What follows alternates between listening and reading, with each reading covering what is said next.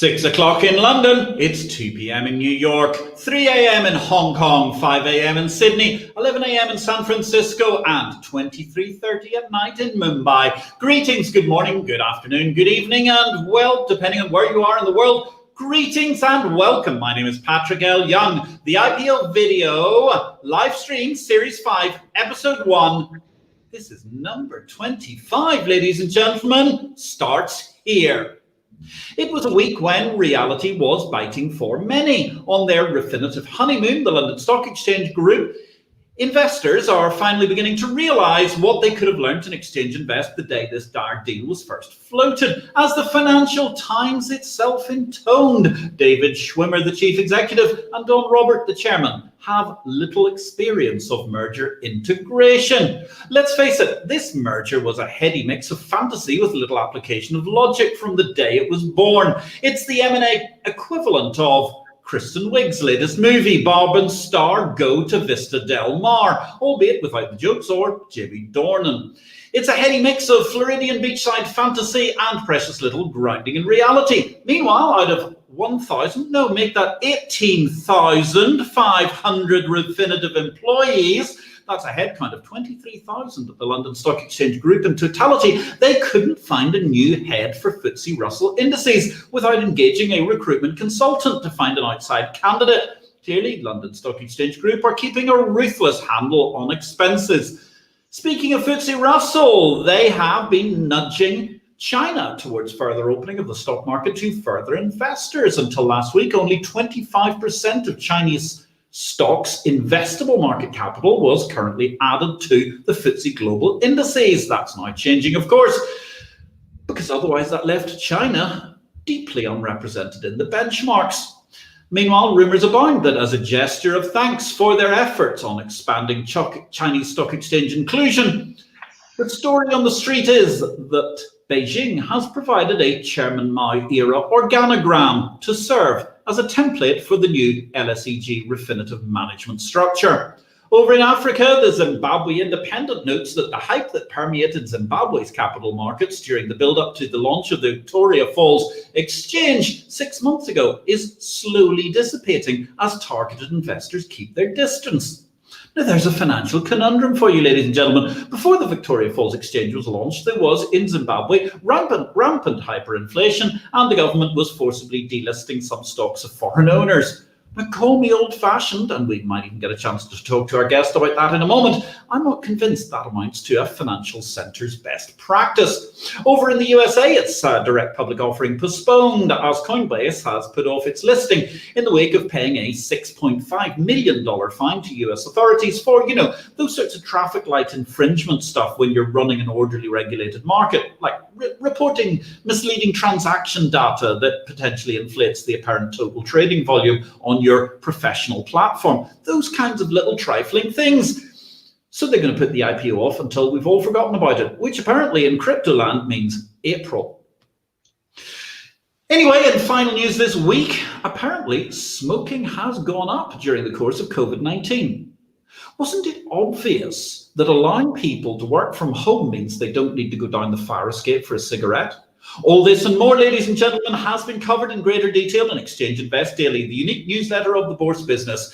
Ping us an email or hit me up on social media, Patrick L. Young, whichever stream you're watching this on, and we'll get you signed up to Understanding the Exchange Business. A 30-day free trial awaits you. So, tonight, ladies and gentlemen, we're talking about the sustainable city and beyond. And therefore, because we're looking to be very hyper-sustainable this evening, please send us a little love, a little like, if you'd be so kind, on social media, wherever you're watching this, so that our search engine optimization can go roaring. And therefore, we can give our august guest the sort of search engine optimization of which he truly deserves. For ladies and gentlemen, the sheriff is in our midst, the sheriff of the City of London, the aldermanic sheriff, no less, Professor Michael Mainelli. He's a Harvard and Trinity College Dublin qualified accountant and, well, polymath. It would take too long to manage to go through his many achievements, but he worked for Deutsche Morgan Grenfell. He co-founded the City of London think tank, ZM, which he continues to run this day, and they are, of course, renowned for their many indices, the global finance being Global financial centre being a particularly important one, smart centres is another, and of course, various variations on the theme of green finance, sustainable city indeed. He is an Emeritus Professor and Life Fellow of Gresham College, which therefore dovetails neatly, of course, with that fascinating discussion we had with the City United project Chairman Daniel Hodson just a couple of weeks ago, who's also, not only he was the Master Mercer, indeed, he was too the Gresham College Professor. Michael has been a past master of the Worshipful company of world traders. Full disclosure, I am honoured to be actually a member of that company and a liveryman to boot.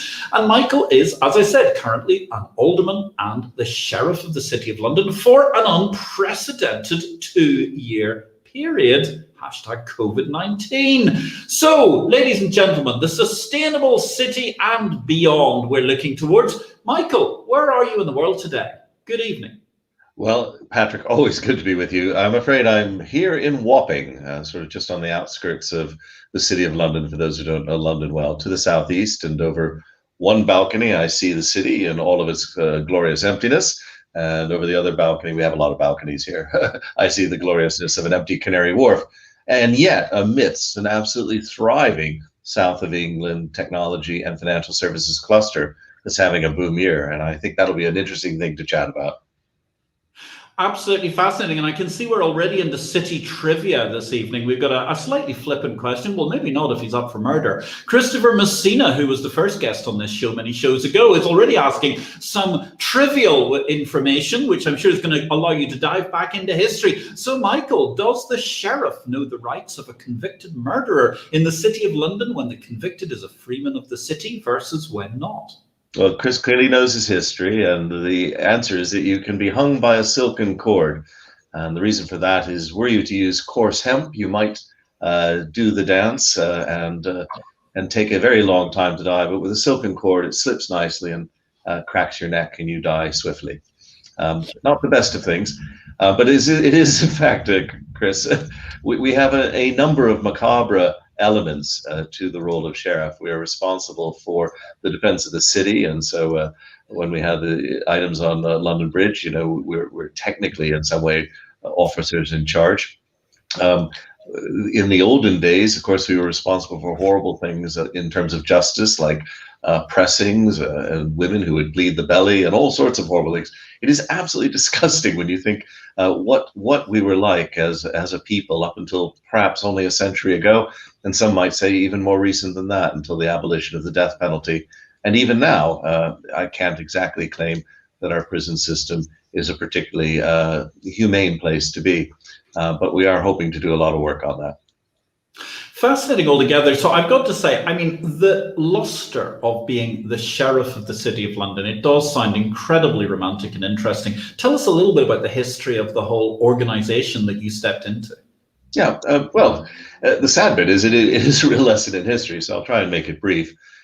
Basically, when the Romans left Britain in 420, the city itself was actually abandoned, and archaeological evidence says that everybody was settled on the west side of the Fleet. But around 600, people began to creep back into the city. I think it was probably a bit like a science fiction film set. You had all these ruined temples and moss overgrowing and all that. They began to set up a whole variety of churches. At one point, the city had about 130 churches. These solidified into about 25 wards, and these wards had beadles. And I think that around 640, the beadles became a bit of a tyrant. They were, you were the person who said, "Where's the curfew?" And I would say, "Well, you know, why is it, Patrick, that the beadle is really nice to you?" And you'd say, "Well, that's because I give him a bottle of beer, Michael."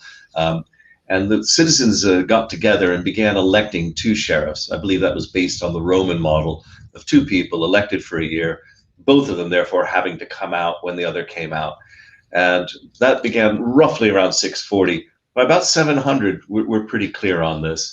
What distinguishes the sheriffs in the City of London is that they're not appointed by the sovereign or the Queen. They're elected by the citizenry. And they were elected by the citizenry all the way up until 1067, when the deal was struck with William I. And from 1067 to 1132, the king appointed the sheriffs.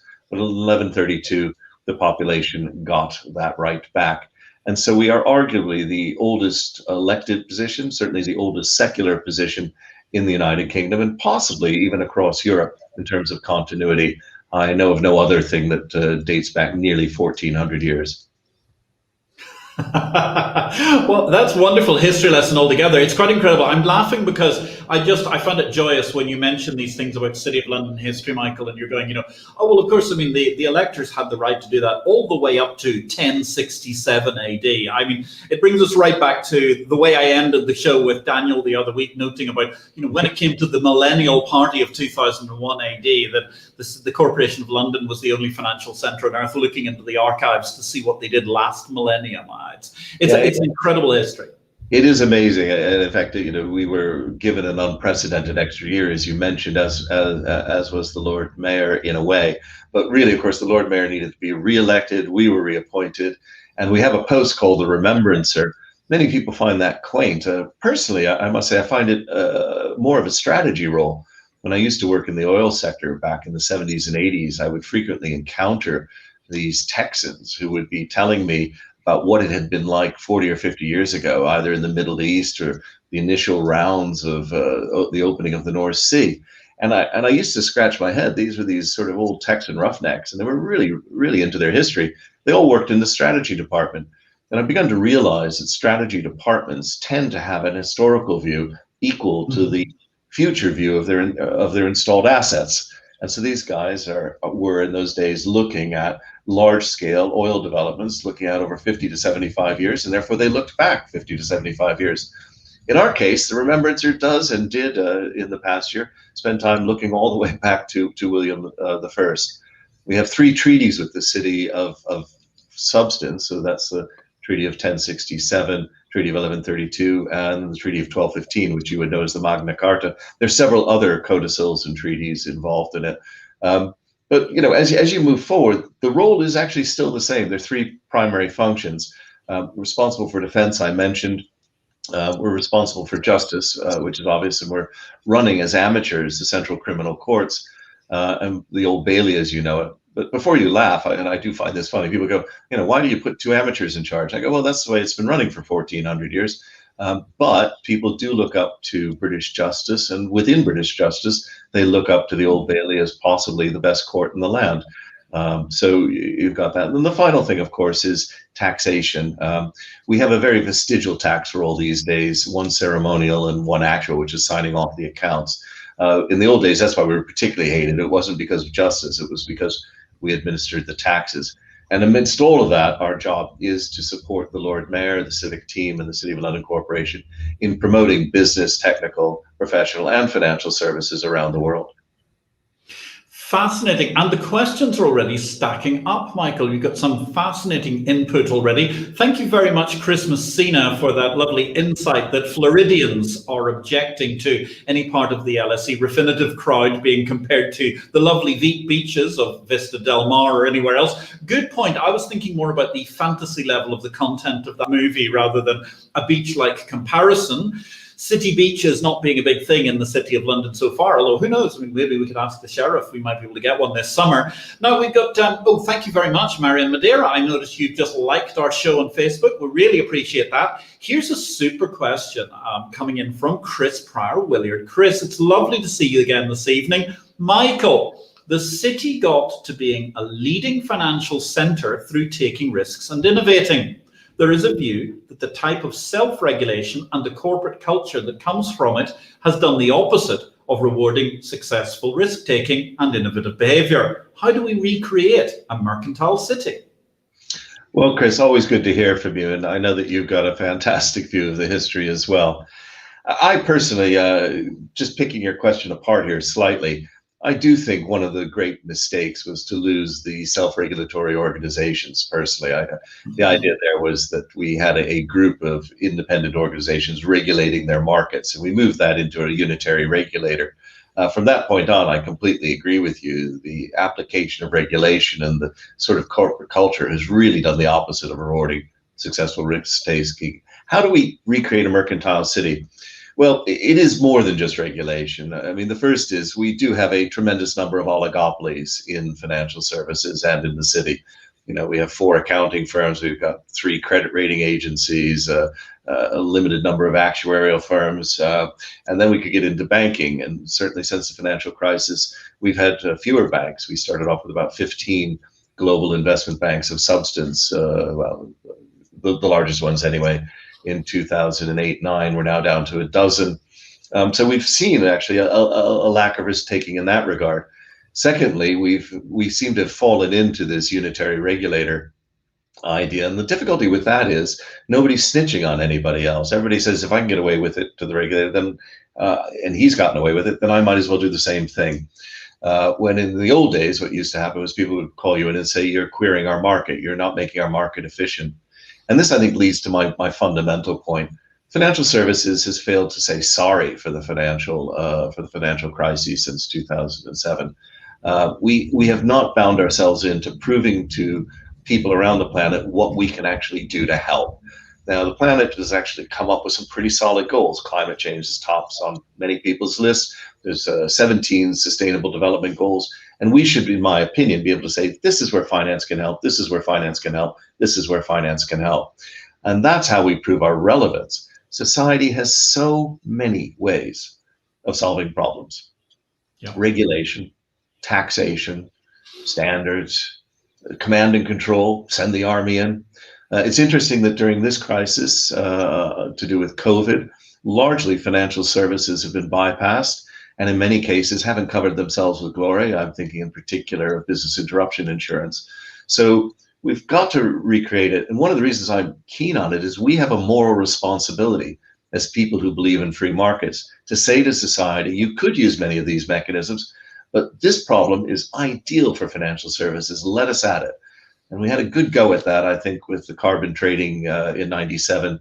And unfortunately, that's been let down. But I'd like to see even that come back. We need to prove our relevance to what society cares about and work back from that.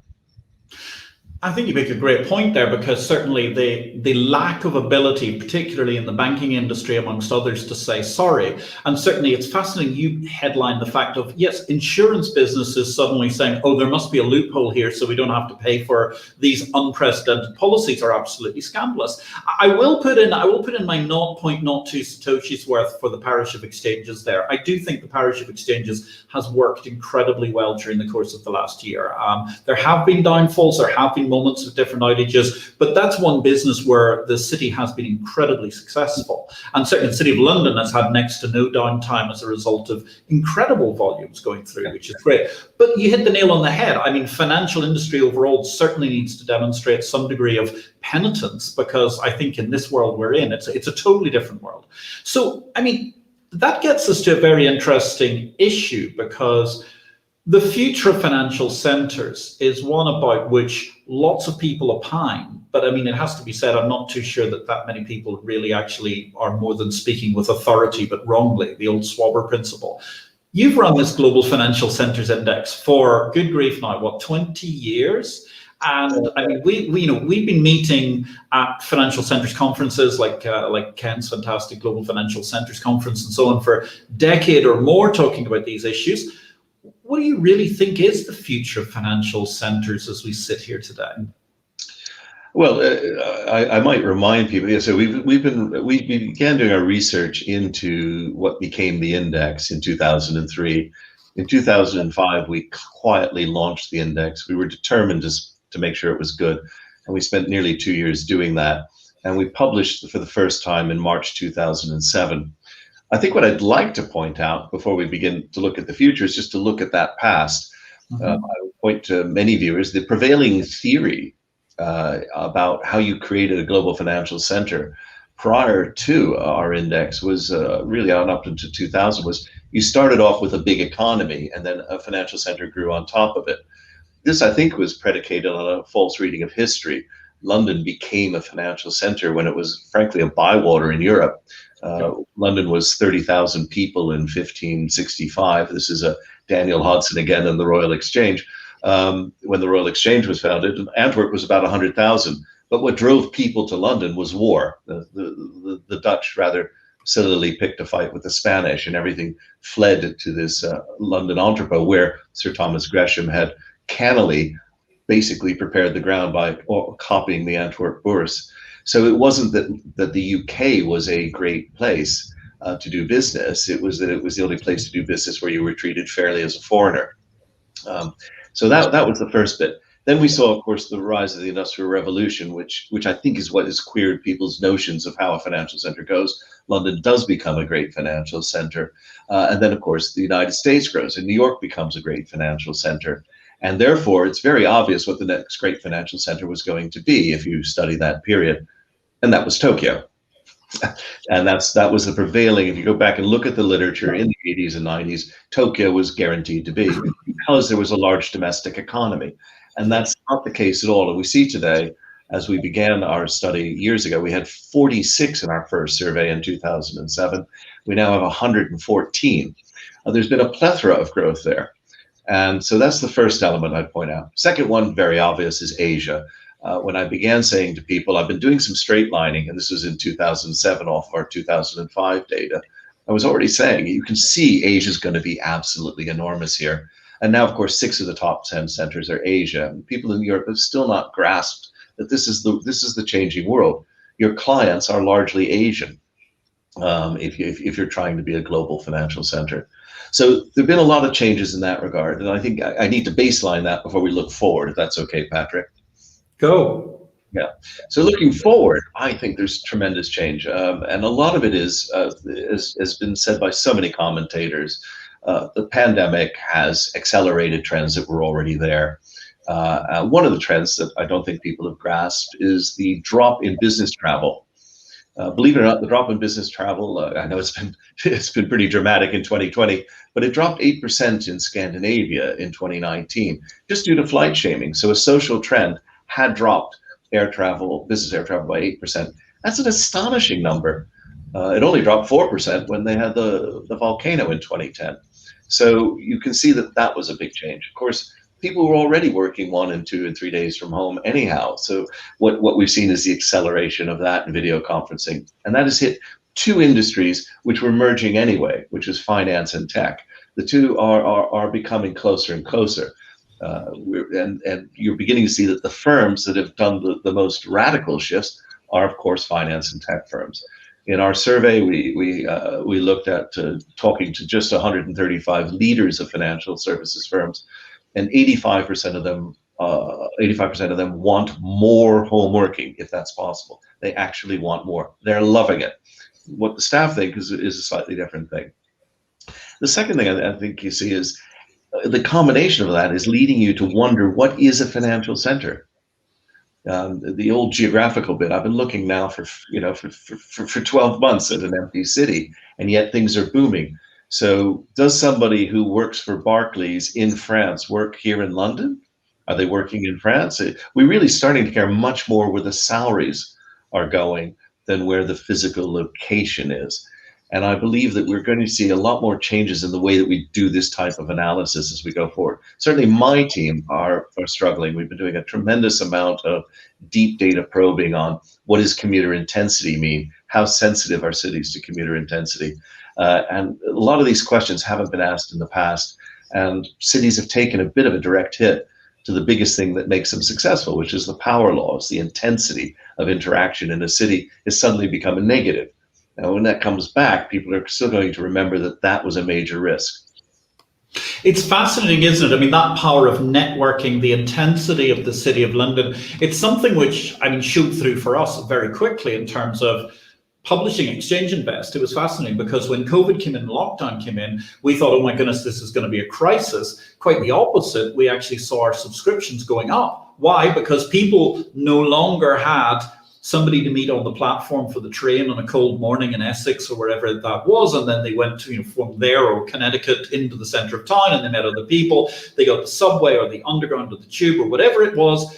They met someone else. They were reading all the way along there. Then they were coming out the other side and they were going to a coffee shop where they were picking up a coffee and hearing lots of gossip. And actually, it's in that coffee shop thing, I think, that there's an incredible nexus of power. And in certain ways, I don't know, I always think that maybe the coffee shop almost never went away as the epicenter of power, because when you start to look at it, and I know this is something you're very interested in as well from your own angle, but that nexus of networking is something that's really key to the financial center, which people don't broadly understand when they just throw up 5 or 6 new towers somewhere in an emerging market and decide that's your financial center.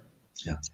Well, one related to yours, I remember being on a call last April with Deputy Governor of Bank of Japan, and I made a remark, and I was surprised he took it so seriously. We had a deeper conversation about it, and that remark was, I expected to see a boom in professional services exports, simply because we've seen a norm change that I can now tell you over a video conference, and I believe that's going to have some enduring bit as well. And the numbers are bolstering that. We're beginning to see a lot more cross-border exchange of professional services, because this is becoming more acceptable. But it does lead you, as you're looking at it, to think, well, what is the global coffee house mean? We're beginning to see what this technology is not so good at. People who talk to me and say to me it works, I find a bit silly. I mean, this stuff's been working for 25 years. My tiny firm Zen put video conferencing in back in 96, I think, maybe 97.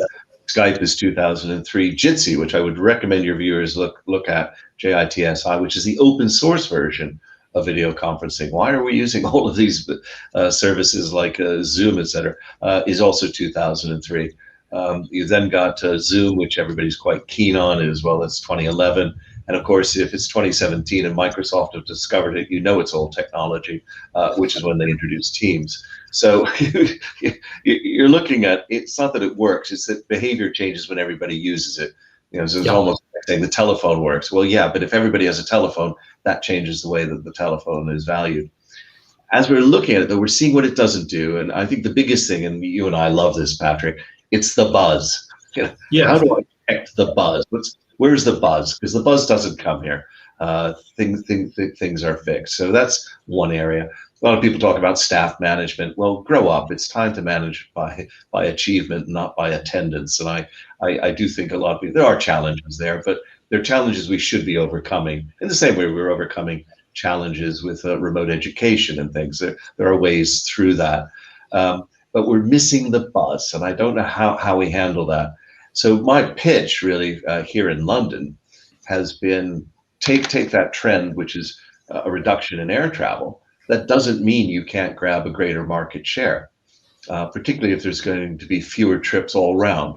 So I'm anticipating potentially the idea that a workcation might be the norm. People who are normally road warriors. Funny enough, I was on the phone this morning to somebody from Frankfurt who was bragging that in the year before lockdown, he had done 84 air trips. Well, that's insane. You know, so why doesn't he do 2 trips? Go to Singapore for a week, go to London for a week, and if everybody's sorted in the neighborhood, he meets them. And I could see, believe it or not, some of the less commuting into the City of London leaves more space in the city for that type of interaction. I've certainly spoken with some property developers. That's one of the great things about being sheriff. You really care about your estate, walk the bounds. One of the things that property developers have been telling me is that they absolutely intend to build. We've had as many, slightly more planning applications in the last year in the City of London than we had in the previous year, believe it or not. But they're all looking at how they change the way that they develop their estate. They're conscious that their tenants, one, are there going to be more of them because people are going to be taking smaller sizes, so that's obvious. Secondly, that the tenants are going to be much more demanding because there's going to be competition out there. How much do I need if the norm is no space? And if my competitors aren't taking space, I darn well better be doing something for this. It's not just a place to park the people. And the third thing is that they're not going to want the staff, for example, might want to go up once a fortnight or something just to meet their colleagues. But why do I want to go into London, take the whole commute thing to meet the 8 or 9 people I Zoom with every day anyway? Okay, I go up and I say hi. But what I want to do is I want to go home and say, hey, honey, that was amazing. Yeah, I saw the 8 or 9 people I work with every day. But what was astonishing is I met 15 new people from all over the world. That's the type of global coffee house we need to create. Now, that global coffee house idea, I think, is fascinating. And actually, we've got a great question coming from Chris Pryor-Williard in just a moment, which is going to be interesting. I'm going to take also, there's another fabulous comment, very pithy, from Chris Messina, which I'm going to address in a minute. But ladies and gentlemen, we're almost halfway through the show. If you've got a question for the Alderman Sheriff of the City of London, Professor Michael Mainelli, now's your chance to ask him about the world of financial centres and the sustainable city and beyond in particular. Also, please don't forget to like us on social media. It always helps us as we're going along producing this sort of material, because let's face it, what are we doing here on a Tuesday evening? We're trying to add that buzz to the world of financial centres that Michael is concerned about, and rightly so. So we had a fascinating comment there from Chris Messina. It's a bit of an epic. It's going to go over our chin level as we look at it. The global financial industry did nothing to cause the crash of 2007, 2008. That was purely the result of 40 plus years of terrible US government housing policy and distortions driven by people like Andrew Cuomo and Bill Clinton interfering in US domestic mortgage markets. The city has nothing to apologise for. You know what? That may well be right, and we're not going to get on to discussing it today, as I'm sure you don't expect us to, Chris. But I think the problem is maybe when all the banks got bailed out, it might have been quite nice if they demonstrated just a modicum of hubris for at least, like, you know, an ultra low latency trade would have been a start. I think that might be the problem we're coming to. Michael, what do you think? Well, Chris, I hate to disabuse you. I mean, there's a lot of blame to go around. And personally, you must remember that, in fact, UK domestic banks were leveraged at 42 to 1. May I repeat that? 42 to 1 in 2008. They were going down anyway.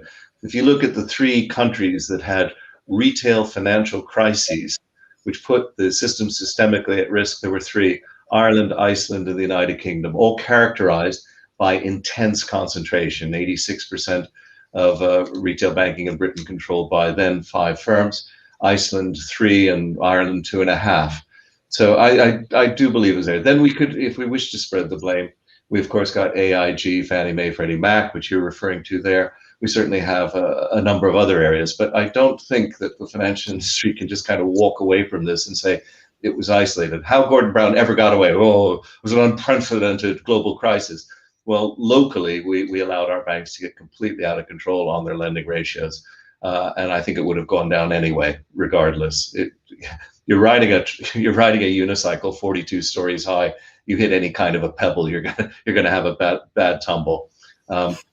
So I do think that the city had something to apologize for. Of course, making apologies, a dozen years later is kind of a bit like apologizing for the Indians or apologizing for the slave trade. It gets you into some funny waters. But there was an opportunity for the city. And I think the opportunity might come again, believe it or not, out of areas like central bank digital currencies. Central bank digital currencies are going to cause a big debate about what is fractional reserve banking. Yep. I've never had a discussion about what's the role of credit in a modern economy.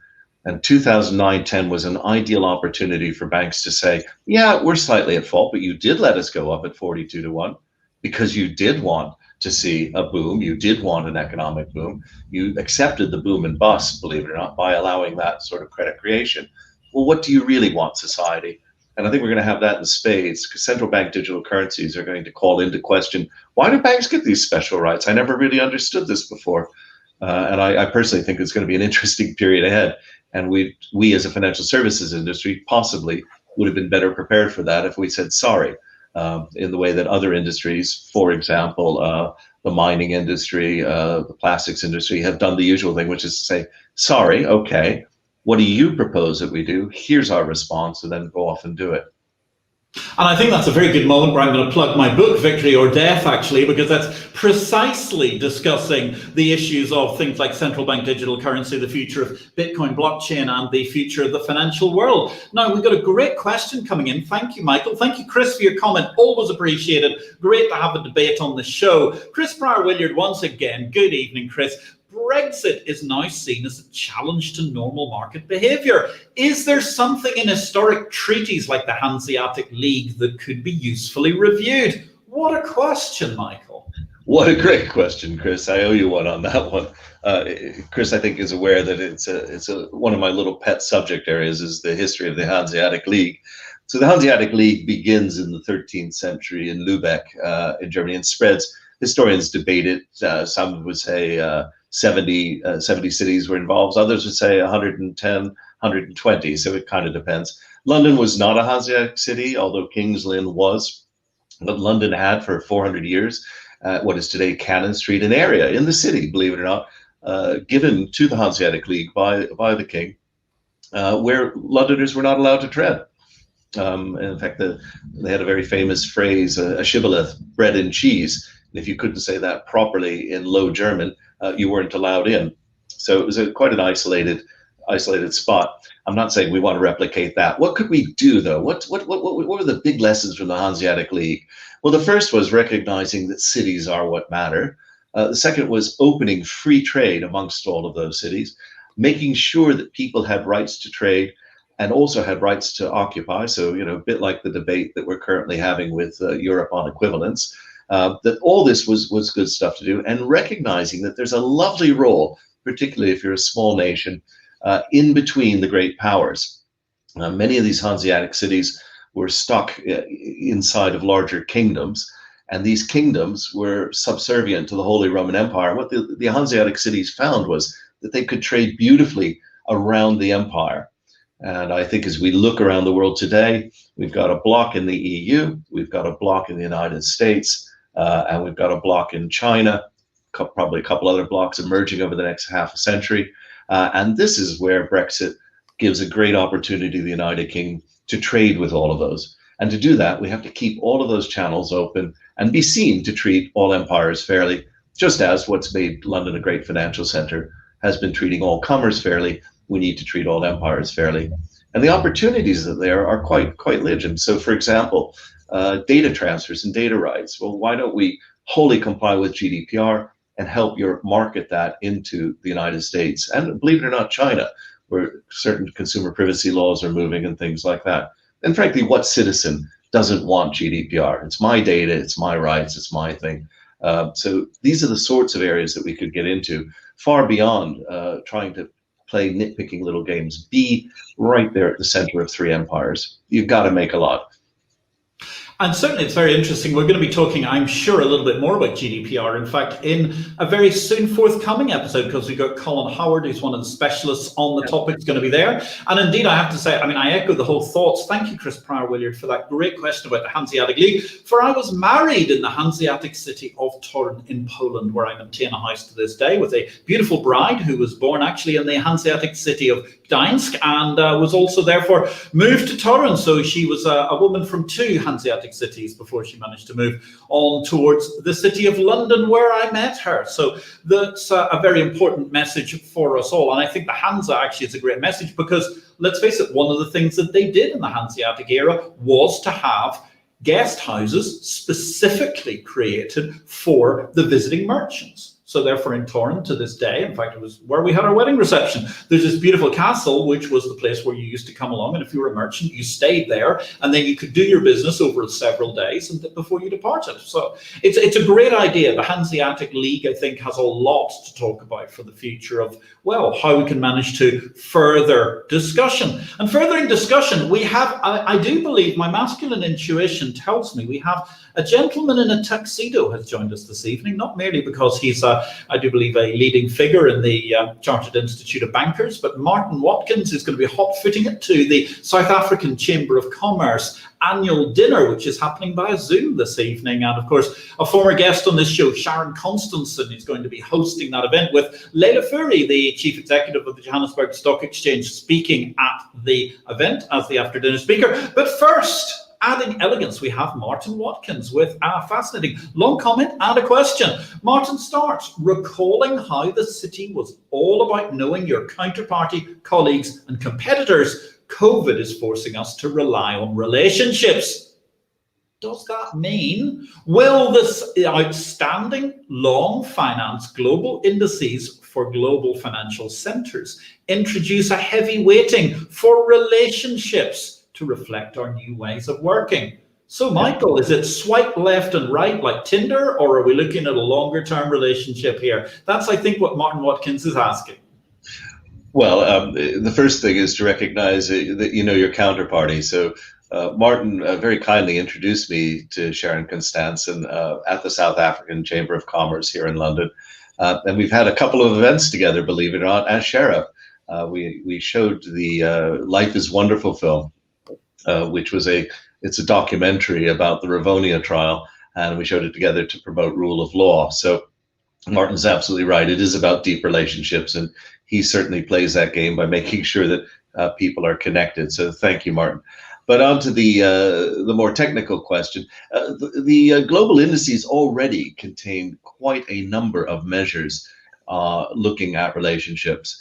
So they broadly divided into two camps. We have a whole bunch of instrumental measures about connectivity. So air flights, cities that air flights connect to, blah, blah, blah, blah, blah. That's the first element. The second element is we analyze and categorize cities on a biodiversity measure, which measures how many other cities they're involved with and the depth of that relationship. So if a city is rated by people all over the world, then it will do much better in the index. It's clearly connected with everybody.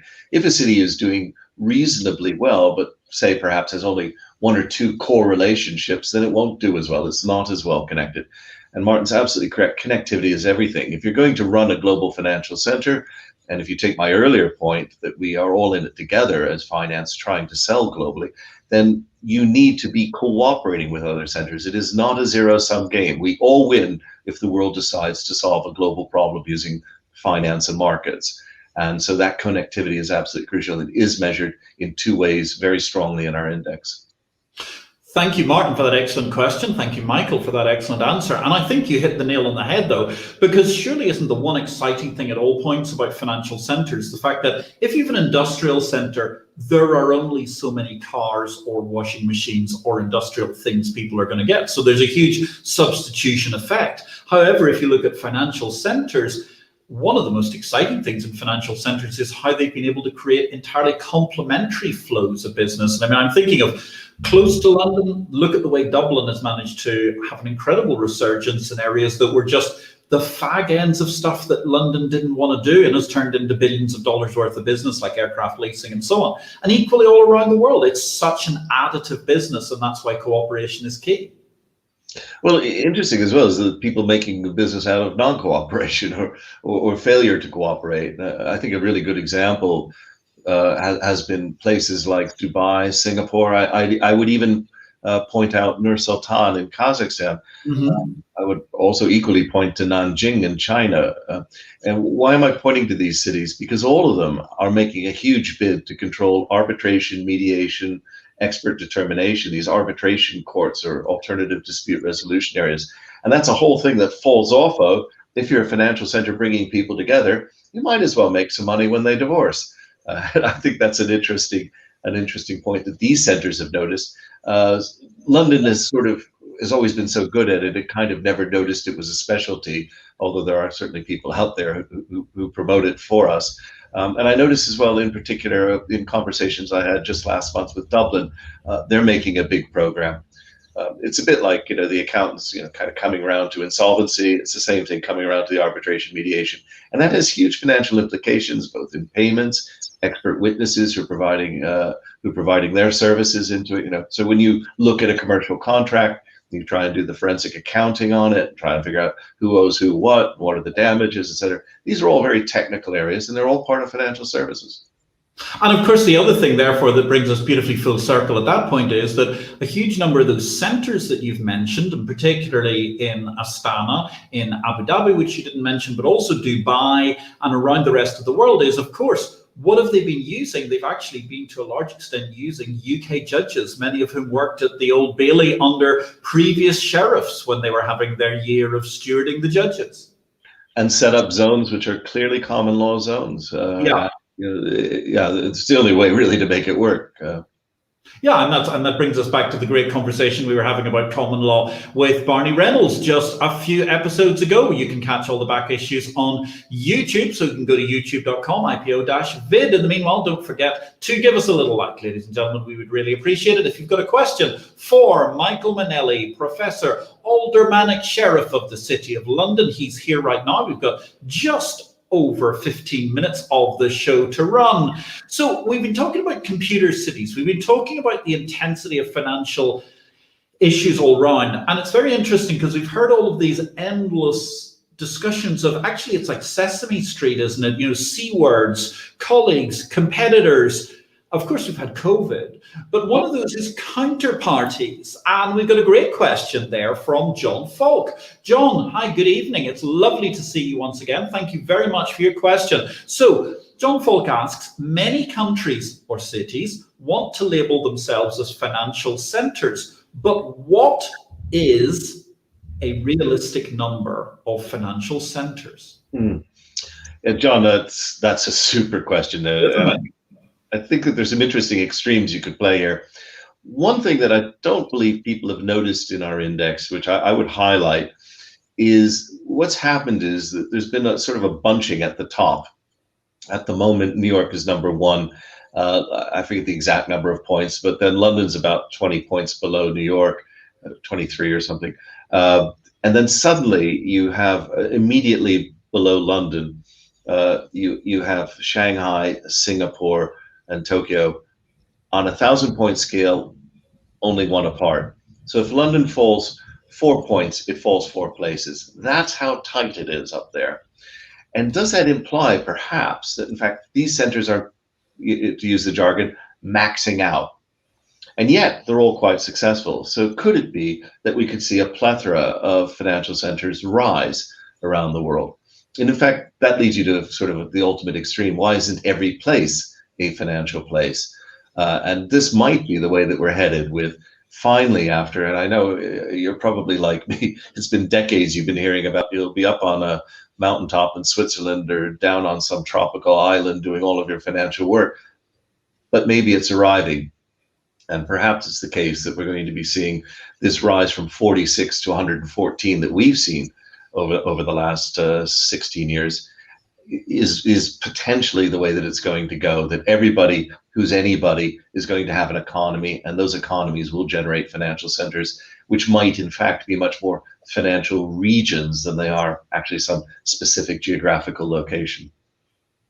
And in fact, that's a great point. Thank you very much, John Falk. Excellent question altogether once again, because you talk about regions, and I mean, so many people talk about specific financial centers, but actually when you look at a lot of parts of the world, it's a fusion of several cities together. I mean, everybody has heard of Seoul in South Korea, but I do believe you're going to instantly tell me, but of course, we should be talking about another great city by the coast a couple of 100 miles away. Yes, Busan, indeed.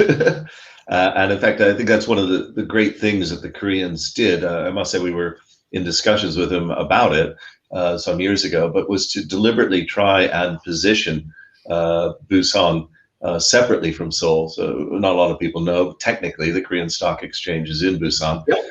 More importantly, of course, Busan has really positioned itself as a maritime finance center. And again, people forget, even London has allegedly, there are potentially some 40,000 people working in shipping in London out of a population of 525,000 in the workforce. I personally think the number is a little bit smaller than that, but that's what you're often told. So shipping is a very, very big driver of financial services. And of course, if you look at the growth of financial services, it really correlates so strongly with trade. And a lot of people in financial services think that it's, our great geniuses, it's our rocket scientists, it's all of that. In reality, in 1970, trade was 27% of global GDP, which is a really good measure because that takes account of per capita growth and everything else. And I think from memory, it was 63% of GDP just before lockdown. Although again, the numbers coming in indicate that may not have changed very much.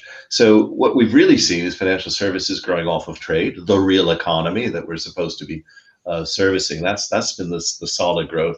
Been a lot of engineering and other stuff around, I accept. And where I think you get interesting is a place like Busan is doing really, really well.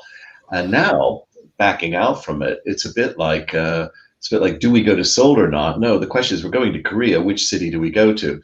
And it's like having a shop display. So countries that focus on a single center or trying to build a single center deliberately are, in my opinion, missing a big trick. So some of the better areas all around as financial services are federal systems. I mean federal in the structural way. So the United States is a good example. Canada is a good example. But look at China. And China is deliberately fostering a policy of multiple different centers. Chengdu is now on green, Shanghai we all know for trading, Beijing for large-scale pensions and asset management, Shenzhen for fintech, et cetera, et cetera, et cetera, Guangzhou for the automotive industry, Hong Kong functioning as an independent international center. So it's interesting to see. And so you now have this big thing. Which center do we go to in China, as opposed to do we go to China at all because we're going to be stuck in Beijing or one other city? And it's that richness of giving the clients the offering that they want. We are here ultimately to service the client, and the client in this case is firms who are deciding where they want to locate. Yes, it's fascinating altogether, that whole federal nature that we're seeing in places like China. And also, actually, if you look even closer to the UK, if you look at the Emirates, where the UAE has divided quite significantly between its financial centres, many of them taking on a common law English role, giving various judges the opportunity to see out their years in some sunny climes. But also, as well as that sunny climate, they've been trying to do different products as they go along. Speaking of the timing of the clock, ladies and gentlemen, we have 10 minutes to run in this show. If you have a question for Professor Alderman Michael Mainelli, speak now or forever hold your peace, or at least hold your peace for certainly many months, because while we'd love to have him back on the show, I fear sooner or later people are going to be allowed out under COVID, and I suspect Michael will actually be doing a bit of unsustainable travel in the near future, because there's only so many people he can talk to from Zoom from his home office during the course of time. Now, if we look at what's going on at the moment, we've got some fascinating movements. And actually, I'm thinking of Chris Pryor-Williard here, because he's probably having apoplexy. He's screaming right now, because you mentioned maritime. And Busan absolutely built itself on maritime finance. And you mentioned the 40,000 people in the City of London. But yet, when we look at the commoditization of what's going on with a lot of things to do with transit and transport, it's kind of weird to me, because really the container ship revolutionized transport, but we haven't really revolutionized the financing of transport. And it's interesting to see that the initiatives at the moment in that regard are all in the US, the New York Shipping Exchange, et cetera, et cetera. And it's a pity that we're not seeing more of that sort of innovation coming in London. Not wanting you to ask you that specifically, but do you think there's an issue generally with innovation in the City of London? Oh, that's a tough call. I think there's an issue with innovation in Europe, and therefore, and I'm not saying the EU, in Europe, and I think the UK has an innovation problem to boot. Innovation, I used to run about 40% of UK R&D as a director of DERA, so I know a fair chunk about managing large groups of scientists in innovation. And one of the problems is you find that innovation tends to result from two things. A lovely book by Bill Janeway. Two things are war and bubbles. When your back's to the wall, the politicians will throw everything at it, because if they lose the war, they're going to be back to the wall and shot. So as far as they're concerned, anything is justified. And a good example of this is, I think Britain was running at roughly 70% of the economy in 1945 was the government, because it was an all-out effort to win. Bubbles, though, are often unremarked, and bubbles are typically areas where money is spent and wasted. And so you see the remnants of the dot-com bubble, you see the remnants of financial bubbles of all form. Something often good comes out of it, but disproportionate amounts of input went into it. So if you want innovation, those are your two drivers, bluntly. It almost makes sense, because if you knew where the innovation was going to come from, you'd have a process and it'd be all very straightforward. You'd be very efficient about it. So you can't be efficient about innovation. And if you're not going to be efficient about innovation, but you're going to make money from it, you have to be a center where people bring resources and bring energy, and that's wasted, but the residual benefits you. And I think London for the last 4 years hasn't been as shining as it used to be. People used to love to come to London. I mean, one of the saddest things, if you look across the history of London over a millennia or two, is it's a place people went to die. Believe it or not, it was people migrating from rural regions to London. London was a net death center. Not enough people were born locally to support the population, and that really ran all the way up until the 20th century. And it's the same thing with innovation. If you're going to run an innovation center, there's going to be a lot of wastage. You don't want to be funding that. You want people from outside bringing that in and funding that. And that's not just cash, that's lives, that's ambitions. For every fintech entrepreneur that's very successful and on television in a black turtleneck and, wearing the headphone, there are another 30, 40, 50, 90, 100, 200 out there who went bust, and they go home. So you've got to think about it that way. And to do all of that, you need to have competition. That's the thing that puts your neck on the line. And I do think in Europe, we've been very, very cozy. As you go to the Far East, you see a differentiated competition. So a lot of your listeners would say, well, it doesn't sound like there's much competition in China because you've got really two major payment platforms. But of course, you can also see what the government's doing, which is closing those down and saying, you've become a utility now. So there's a difference between a utility that's grown, an innovative firm that's grown and become a utility, and innovation. And I would hope here in the UK, post-Brexit, now that we're sort of shaking ourselves off, we're beginning to realize we have to compete. And I'm expecting to see a lot of innovation, but I would like to have some of that energy for that innovation brought here rather than us trying to manufacture it locally. Very interesting. So the idea of importing innovation as much as we're trying to see the innovation coming from overseas. And certainly you mentioned that excellent Bill Janaway book, which was, I think, Doing Capitalism in the Innovation Economy, Market Speculation in the State. Yeah, it's a really good, a really inspiring read altogether, actually, Janaway. It's everything you need to know about innovation in one handy tome. Admittedly, it's a sort of handy tome that if you dropped it on the foot, you probably would have possibly grounds for damages in the near course. Maybe better in an ebook, ladies and gentlemen. Now we've got one. I think we've got an extra comment which has just been coming through. Oh no, we're actually lifting the cover of the book for you, Doing Capitalism in the Innovation Economy, Market Speculation in the State. Let me also mention, actually, because I do believe I can see it over your shoulder, The Price of Fish, a splendid tome by Professor Michael Mainelli as well, which I could see that lovely little fishy look. So yes, give that a wave. That was your award-winning book from a few years ago. Yeah, we were trying to weave together really, how did you address wicked problems, and weaving together choice, economics, evolution, and systems theory, and trying to apply it. And the kind of theme of fish really came because I had done a lot of work helping to set up the Marine Stewardship Council with my colleague Ian Harris, and we just thought fish made a really good example of where people are getting it wrong. If markets work so well, why are we overfishing constantly, and why are fish becoming increasingly endangered? And so the book explores where markets set up improperly don't work and how to restructure them to set them up to do more social good. And on that point of markets, actually, something Chris Pryor-Williard echoes something that I think as well, which is, my word is my bond, mem dictum est mem pactum, could cultivate the type of competition that codified regulation could not touch. Yeah. Well, Chris is on such a good point here. And I would refer folks here to an interesting paper came out, I believe, about 8 years ago in Harvard Business Review by Henderson and Romana. They use the word capitalism, but I don't like the word capitalism. I like the word, free market, or the phrase free markets. I'm not a capitalist per se, but I do believe in competition in markets. And what they point out is that managers have a moral obligation to the markets that they're on, a bit like the point that I made earlier. We have an obligation to police our own markets. So if I see you doing something that's not right for the customer, I should call you out because you are queering my market. And I, if I'm doing it, should be called out by you. And under the old system, when you had more players competing, say 40 or 50 investment banks when I began in the city, they would say who are the bad uns. And now there's so few that nobody's really concerned with calling anyone out. And if you call them out and you're in a mid-level or senior, not too senior management position, you won't have another job, which is where the whistleblowers are constantly making the refrain. By doing the right thing, they lose their livelihood, and that's hardly right.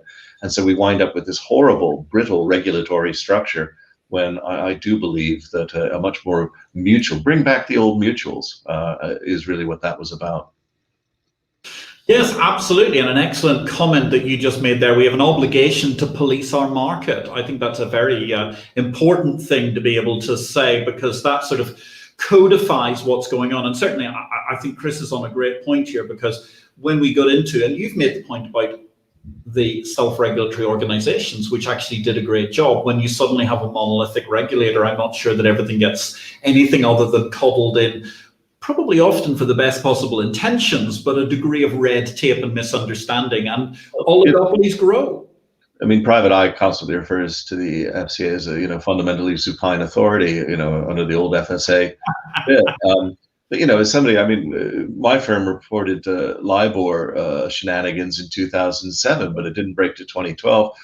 In fact, when it broke in 2012, it was quite interesting. I got called up by, I think it was Business Week in America. Oh, you're the guy who discovered LIBOR, because they wanted somebody. And I said, no, it wasn't me, actually. I'd found out subsequently a Frenchman by the name of Jean-Francois Bourgie had actually reported it in great depth, far greater than I, making a few comments and showing a few sheets, about a year before us, in fact. So they ran an article about the man who discovered LIBOR, and they showed Jean-Francois, quite rightly, which made me feel good as well, in a sad way, because poor fellow died a week after he was on the cover of Business Week. So at least he went knowing that he'd finally been recognized. But why should something like that, which was so egregious, so obvious, anybody who'd worked in a fixed income area knew what was going on. In fact, they hired each other, and then suddenly nobody was to blame, nobody knew it. That took over 5 years. In fact, in the case of the United Kingdom, the regulators really would have only did anything because the US had called them out when the SEC started to do prosecutions. So we've got to sharpen up here, and the regulators are probably at their limit. And so I think Chris is right. Much more of this SRO, setting up mutual organizations and recognizing our moral obligation to society, is where we're going to have to go if we want to have an industry that isn't state-run. So, Michael, we're into our absolute final question. I know that Chris Messina, it's been an evening of many insightful Chris's this evening, Prior Williard Messina. Chris Messina is asking what's the biggest headache the city faces due to Brexit. But actually, let me open that up a bit, because you've only got one question to answer. What's the biggest headache, or what's the biggest opportunity you're seeing coming up? Well, I think the biggest headache that the city faces due to Brexit is getting everybody in the nation to move. It's a national movement. And I think some of the dysfunctionality in the government might be being shaken out. Confidence is growing given the vaccination program. All this is fairly transient. I should be talking about much longer term trends than that. But that's probably the biggest headache. I think the biggest opportunity the city has is, to refer to the other Chris, Prior Williard, is actually this Hanseatic element. If we could develop a clear strategy with Europe, the United States, and China, where they all see us as a trusted central third party for their dealings, that London is a place that you can go to get things done, I think the city has got the best opportunity of all. Now, that's not just on financial regulation. As I mentioned earlier, it's also data regulation. It's also on standards, for example, to do with ESG. There are a whole bunch of areas around finance that will compete. The biggest example I can give you, and it's one that I have said to people, for example, in China, very senior Chinese individuals, I've never seen anybody do a financial deal in Beijing or Shanghai where there wasn't a domestic component. I've said this to senior Americans. I've never seen anybody do a deal in New York. Would you want to do a deal in New York if you didn't have a domestic component? Basically, you'd be paying, your overnight fees, and then 50 lawyers' hotel rooms as well. So that's terrible. But I have seen people do deals in London where there was no domestic UK component. I've seen it in Singapore, and I think that's one of the defining factors there, that ultimately these large centralized groups wind up doing jobs for the boys and the girls, the Made in America, or the, you're only Chinese. And Britain has an opportunity to be that global coffee house where people come because they will be treated fairly. And I think the biggest sign of success in London would be this rising proportion of people saying, I had to do a deal and I went to London. Oh, was that because you had a business in Oxford or Edinburgh? No, it was just the right place to do the deal. We had nothing in the UK. That to me would be a great sign of success. Michael Mainelli, thank you very much for what has been a sensational show this evening. It's very interesting because you're always so statistically data rich, which is fabulous altogether, because I noticed the fact that the trend in business travel, that was particularly pointed, going down by 8% in Scandinavia in 2019, even before we had any degree of COVID crisis. That was quite intriguing altogether. fascinating to see also some of the numbers you were throwing out. I mean, about the leverage of the UK banks in 2007, 2008. UK banks leveraged at 42 to 1. So there you go. 42, the ultimate answer to life, the universe, and bankruptcy. Quite clearly was the only thing that we could manage to draw from that. But you hit the nail on the head over the oligopoly of issues, which are certainly things that need to be addressed in the City of London and other financial centres, the openness towards a sustainable city and moving beyond. And in fact, you hit upon a wonderful topic, the Hansa. Because the thing about the Hansa is, of course, as you mentioned, innovation flowed from it. And the Hansa enabled a wealthy merchant, Mr. Kopernik, to have a son who ultimately became, of course, one of the world's most famous economists, military tacticians, men of the church. And he wasn't such a bad hand at astronomy either, as many people now know, because it's thanks to him that we can largely work out when Easter is. So with those sorts of possible things, perhaps we're on the cusp of a Copernican revolution for the sustainable city. And at the same point in time, I think it's fascinating that we're moving towards not just a sustainable city and beyond, but the opportunity for the global coffee house to take centre stage, as you're suggesting, Michael. To all those who have given us questions and comments this evening, last but by no means least, Michelle De Beer, another excellent contribution from South Africa. Thank you very much. Not sure if you're going to the South African Chamber of Commerce's virtual dinner this evening, as is Martin Watkins, I do know, and Sharon Constanson. We also wish to thank you very much, Chris Messina, Chris Pryor-Williard. Great questions from all of you. It was super to hear from John Falk once again and Marianne Madeira. Coming up next week, innovation, data, GDPR, and the sovereign individual. What could be more prescient after what Professor Mainelli has been telling us this evening, ladies and gentlemen? That's coming up with Colin Howard's 2 weeks' time. Actually, no, sorry, 3 weeks' time, because we're going to be taking a week off for Easter, distributing blockchain globally with Sandra Rowe. I'm looking forward to it all. Ladies and gentlemen, I would urge you, even if you're in lockdown, to consider your home part of the global coffee house movement. Head towards it, enjoy a suitable beverage of choice. If you're at the South African Chamber of Commerce dinner, have a great one. Professor Michael Mainelli, thank you very much. And as always, we wish all great success to the City of London and all the world's great financial centres. My name is Patrick L. Young. Thank you for watching and have a great evening, ladies and gentlemen. Thank you, Patrick.